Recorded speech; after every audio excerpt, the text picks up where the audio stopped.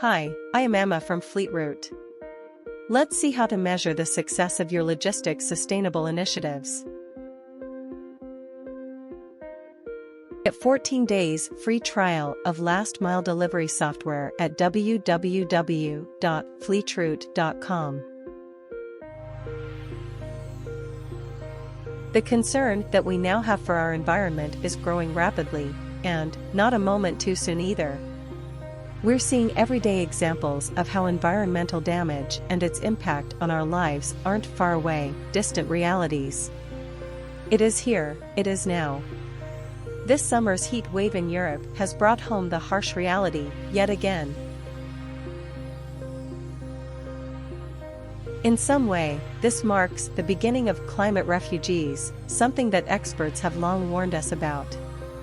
Populations displaced due to rising water levels, i.e. water refugees, is another refugee crisis that looms. If we don't act with speed, other disasters are just around the corner.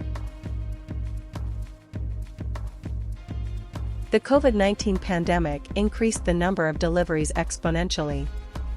On the flip side, more deliveries would mean more vans, which would mean even more last-mile emissions. There is growing legislation, as well as changing consumer habits. Never before has it been more important to measure your carbon emissions. And, given the intensity of fleet vehicle and resource utilization for executing last-mile logistics, this is among the first areas that logistics and distribution companies must look into. Every day, headlines talk about new government legislation, corporate initiatives, and the much-vaunted target of net zero. The recently concluded COP27 sought to make a big change by asking for commitments from governments.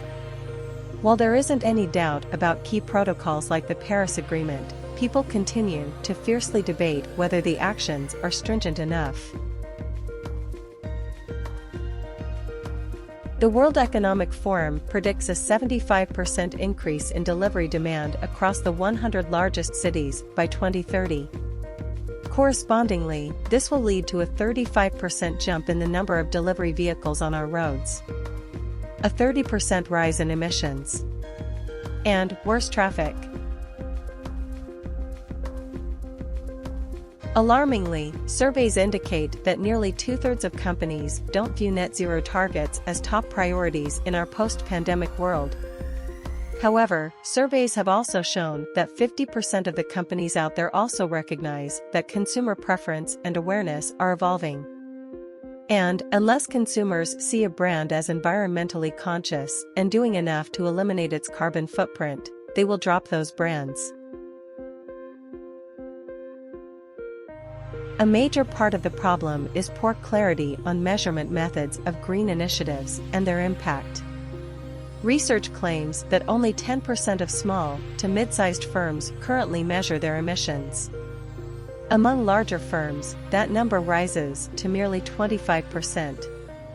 Hearteningly, given that the logistics and distribution industry is a major carbon emitter, it was seen that nearly 60% of large carriers currently measure their emissions.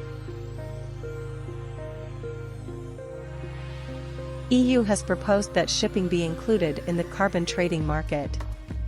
This would put retailers and carriers under much more pressure to adopt green operations. A new UK law that seeks to cut emissions by 80% by 2035 already has retailers and delivery companies feeling the heat.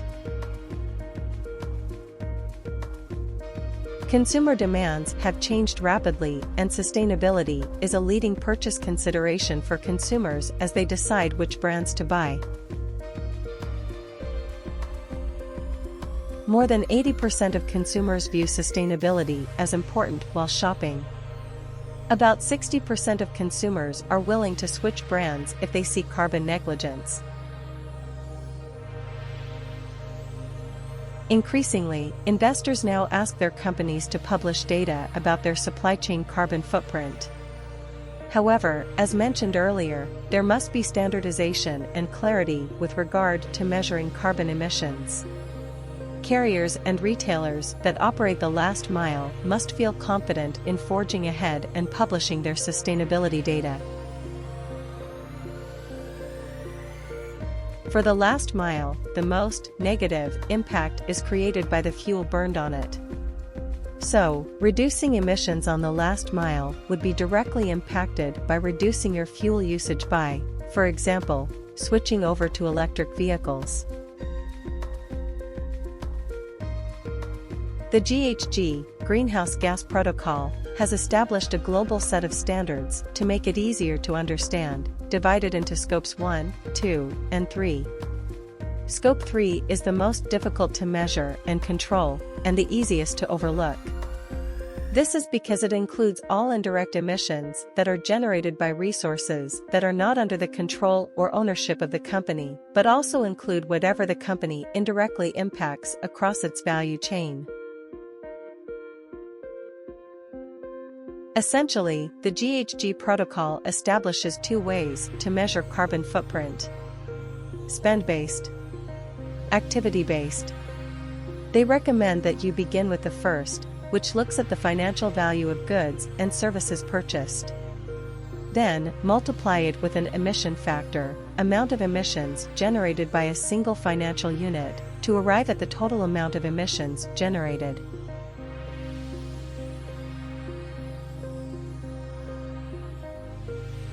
While the GHG protocol provides a useful guideline, executing it is often an extremely difficult exercise. Therefore, there is now the ever-growing breed of climate consultants that can help you with assistance and advice.